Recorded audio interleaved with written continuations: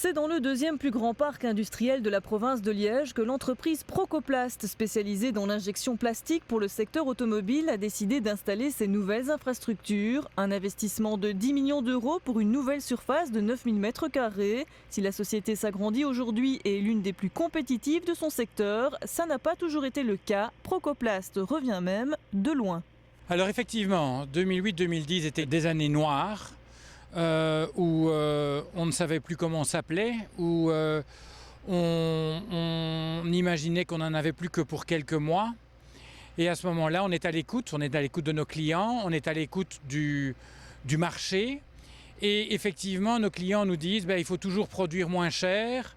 Et donc, ils nous recommandaient vivement de délocaliser la société.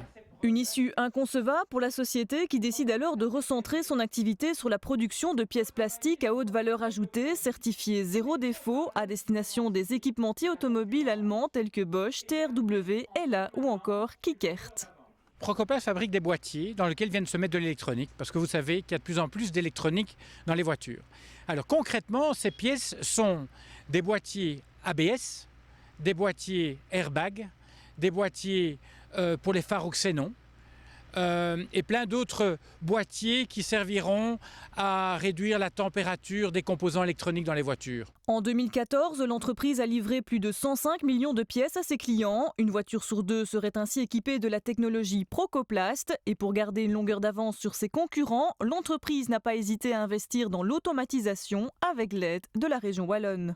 L'automatisation permet de rapatrier ce qui est aujourd'hui produit en Chine. On le voit bien avec les imprimantes 3D. Techspace Aero est en train d'expérimenter cette nouvelle technologie.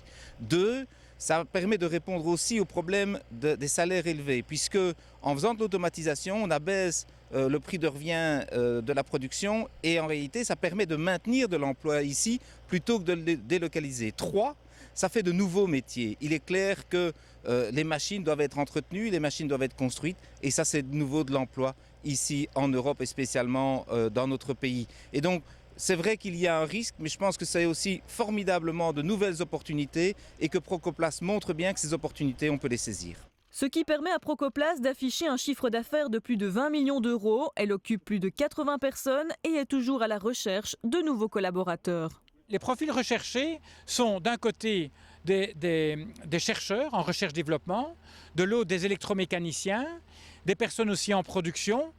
En gros, c'est des commerciaux.